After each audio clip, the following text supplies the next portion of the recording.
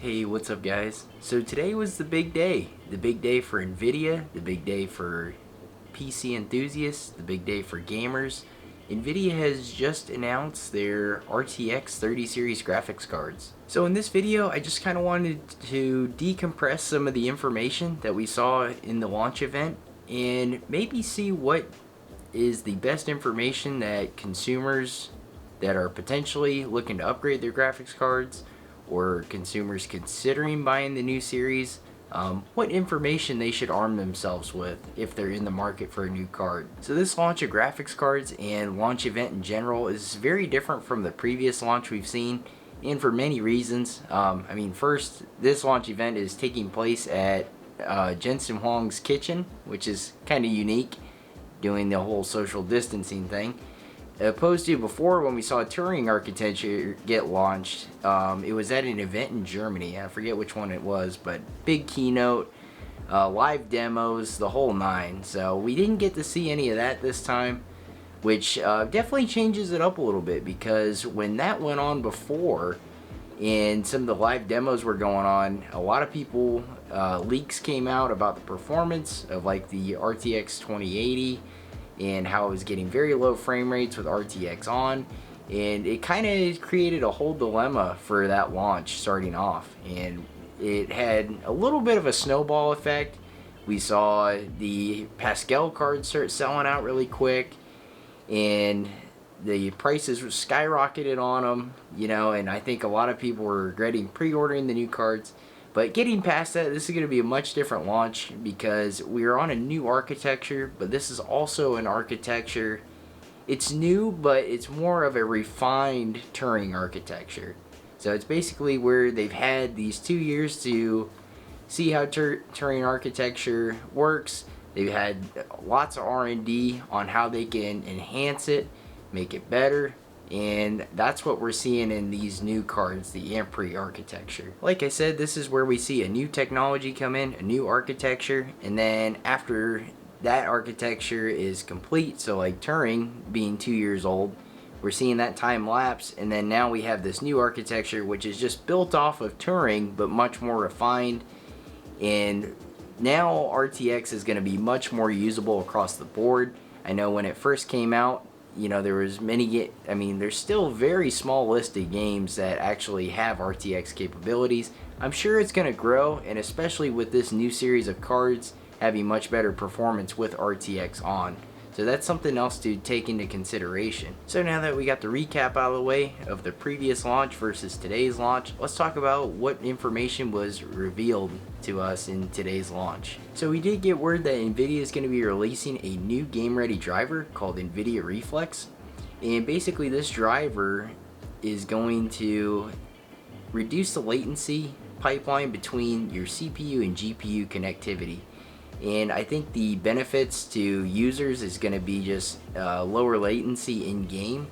That's kind of all we know about it at the moment. So in this launch event, we also got informed that we're going to be seeing some new panels come up on the market from Alienware, Asus, Acer, and MSI. So at first it might be like big whoop, we're going to see some new panels from these companies.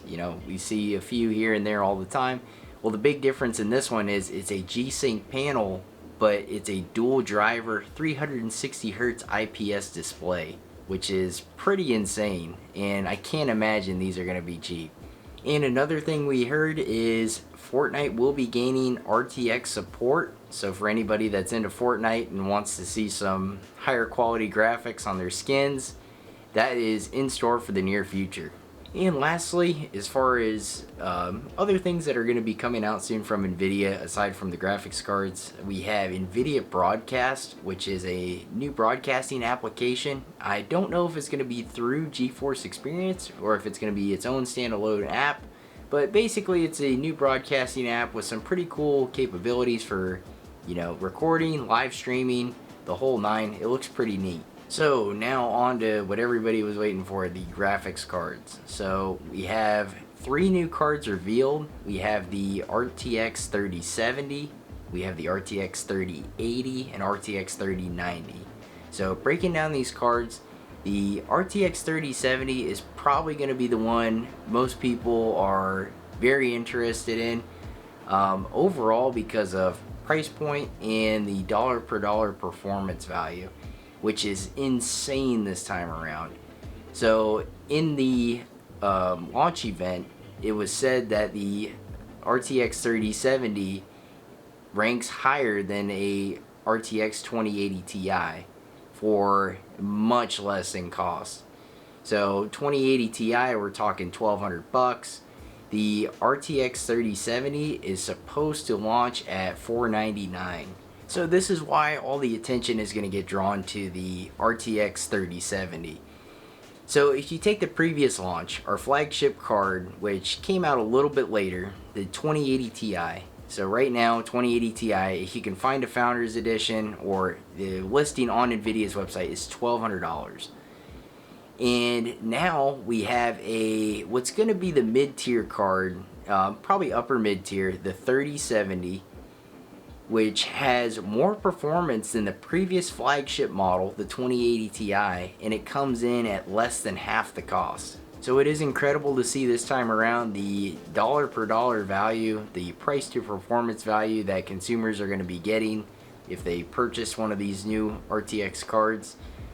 I don't think anybody really expected to see these prices. I think the performance might have been predicted by some, but not at this price. So it's definitely crazy to see, and I think it can be kind of derived off a few things.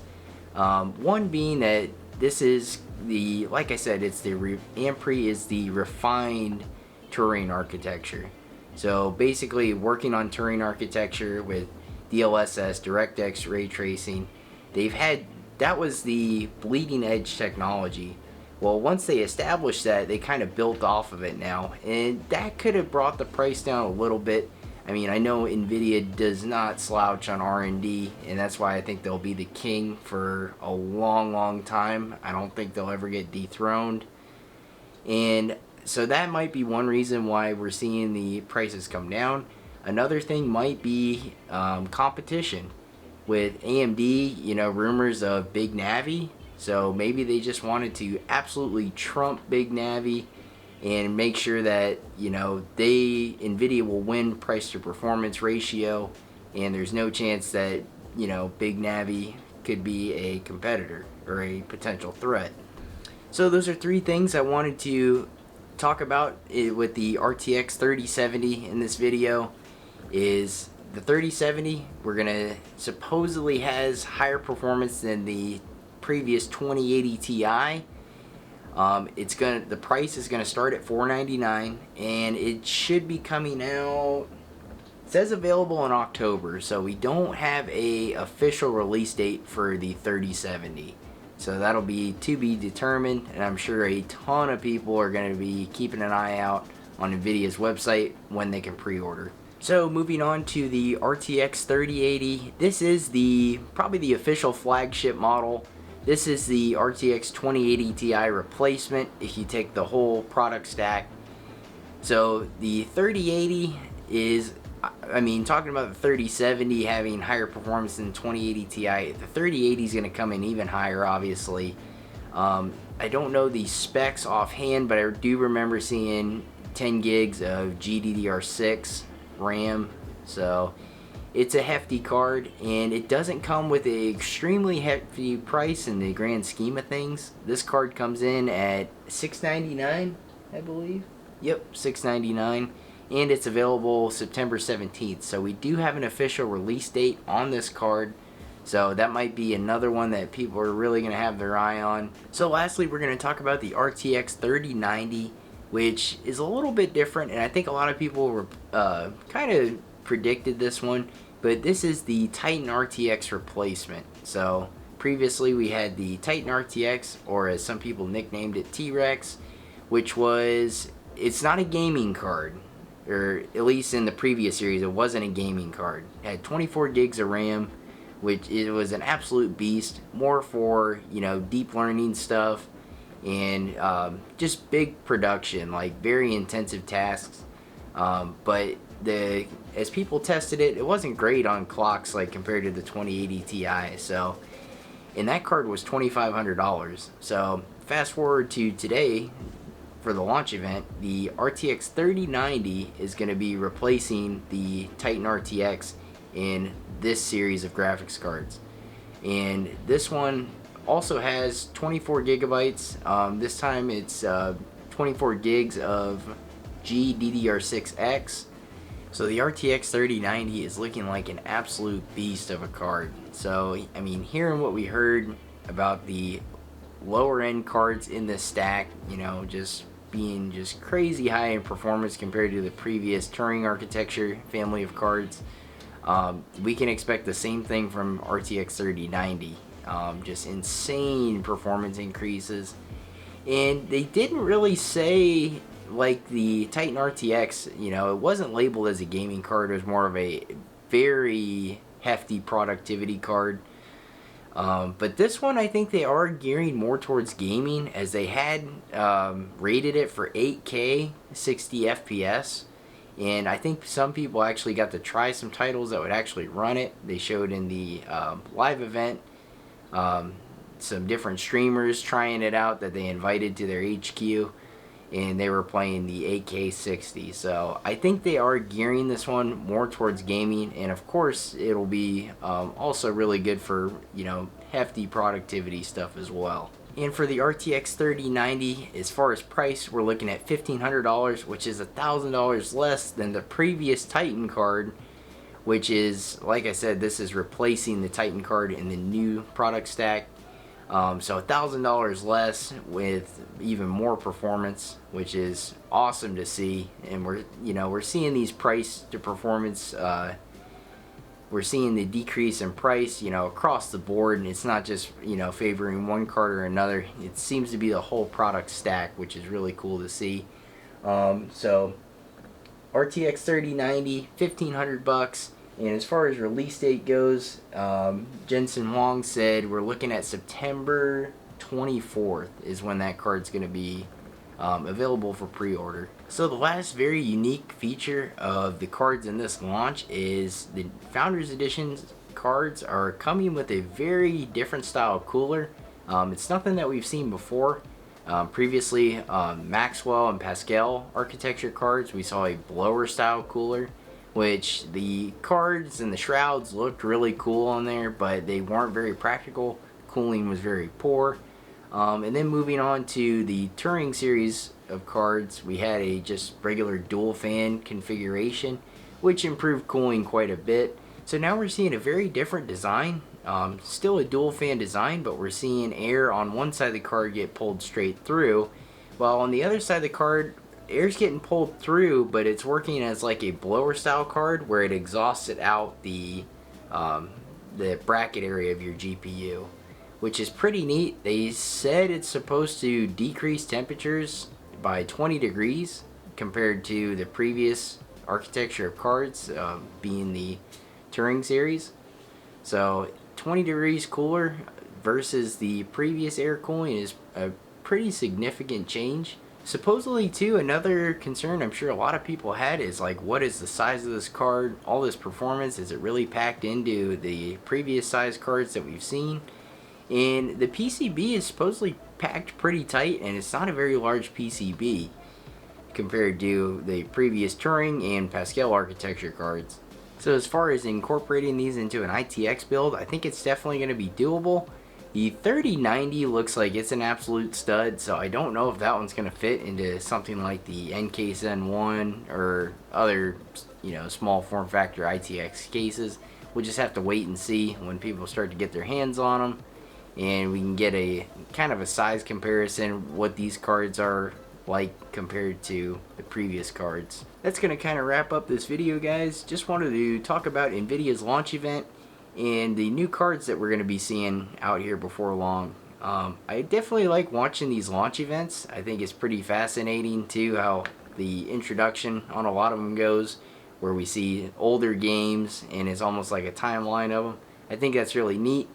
Sometimes seeing these cards come out can be kind of depressing, especially for someone like me running a 1080 Ti, which supposedly two 1080 Ti's is about the equivalent of the 3070, or the 3070 even has more performance than two 1080 Ti's. But either way, kind of depressing, you know, seeing hardware that was bought not too long ago already just about become obsolete. But on the same note, talking about, you know, whether you should upgrade or not, I think if your applications, your games, apps that you use on a daily basis still run with the current hardware you're using, I don't think it's 100% necessary to upgrade. And, you know, I don't think your hardware is obsolete. You know, if it's still getting you by, it's still doing the job, I think you still have a good system in order. And I think many have made a great point that our graphics technology is far exceeding the game development technology that we're working with right now. So I think it's going to be even harder now for, you know, game developers to catch up to the performance that we have in these GPUs, but I guess time will tell. So as far as what I'm going to be doing for graphics cards, I think I'm going to be rolling with my 1080 Ti for a while. As you can see, I just got my system rebuilt back there. That was my water-cooled build that I started rebuilding, had some issues with, and I finally got it rebuilt recently. Haven't deployed those videos yet, so hopefully I'll be dropping those here later this week as well. But yeah, the 1080 Ti, you know, it runs everything I need it to do. It's running Microsoft Flight Simulator very well. And I just got that system in order and I'm really happy with it. So I don't think I'll be upgrading, especially not, I won't be doing it at launch. So if I was desperately in the market for a new graphics card, I would definitely be keeping an eye out for the pre-orders to open. Because as I see it right now, there's not much available in the Turing architecture as far as stock goes. The only thing I'm seeing available is like the 2060 Supers and some of the cards below that. 2070s are scarce, 2080s, 2080 Ti's, they're scarce, they're expensive right now. And for when you can spend less money and get way more performance in one of these new cards coming out, it's definitely kind of a no-brainer to wait and, you know, try to get one of those at launch. So I hope you guys enjoyed the video. I know I didn't go into the super detailed technical specs of all these cards. I figured there's a lot of other reviewers out there that kind of handled that part. I just wanted to give you the basics of what got launched, what's coming out, what to expect, and kind of the question that we ask every time a new card comes out is, you know, how does it match up compared to the previous gen? And unfortunately, we don't know exactly. We still are kind of in the dark about, you know, the frame rates in certain games. So we don't know that much right now. And this was a much shorter launch event than previously. So there's still some information we were left out on, and FPS being probably the key one that a lot of people were disappointed they didn't get to see this time around. But you know, we might just have to take Nvidia's word for it as far as like speeds. They said the 3070 is going to be, you know, faster than the 2080 Ti. We might just have to take that with a grain of salt or take their word for it. But either way, that is all we know right now. And I just wanted to get the basic information out there to you. You know, what cards were shown, some of the other stuff that was shown, and then prices and release dates. So thanks for watching, guys, and I will see you in the next video.